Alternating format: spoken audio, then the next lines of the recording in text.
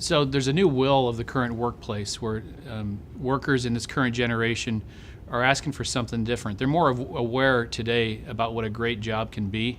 That could be due to the increase in technology and awareness.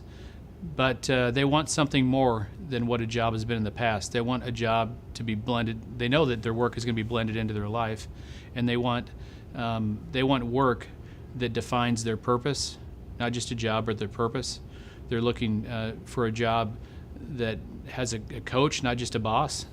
They don't want to settle for a boss that just is an expert on their weaknesses. They want someone who focuses on their strengths. This new workplace is looking for not just an annual review, but continuous conversations.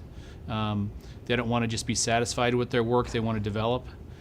And so we have a new workforce coming into play now that is looking for something much different than what previous generations have looked for in work, and they prioritize work at a different level.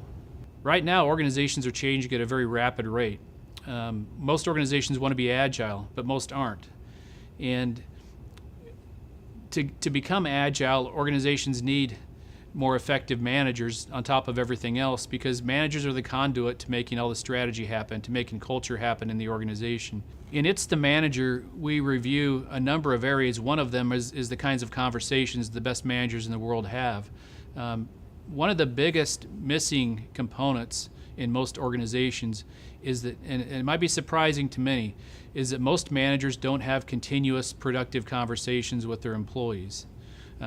They don't have conversations on a daily, weekly, monthly basis that are meaningful to the people that they work with directly every day. They wait for the annual review to share how someone's doing.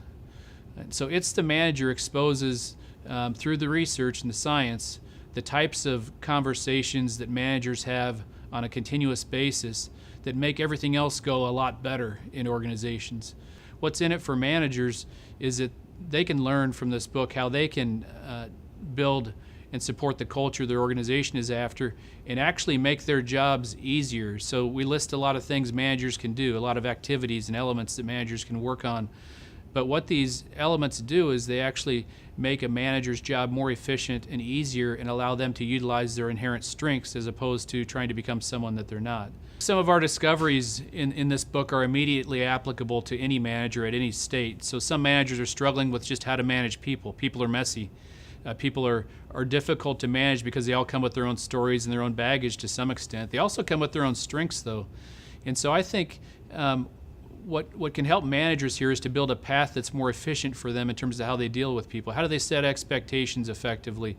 How do they align with the strategy of the organization and convey that to their employees in a way that is easy for them to understand and immediately applicable? It's a book with 52 short chapters that can each be read in probably about 5 to 10 minutes and then have a meeting with your team.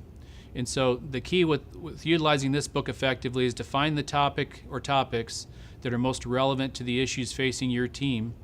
Have your team read those chapters very quickly, have a meeting with them and discuss those issues and think about how you move forward.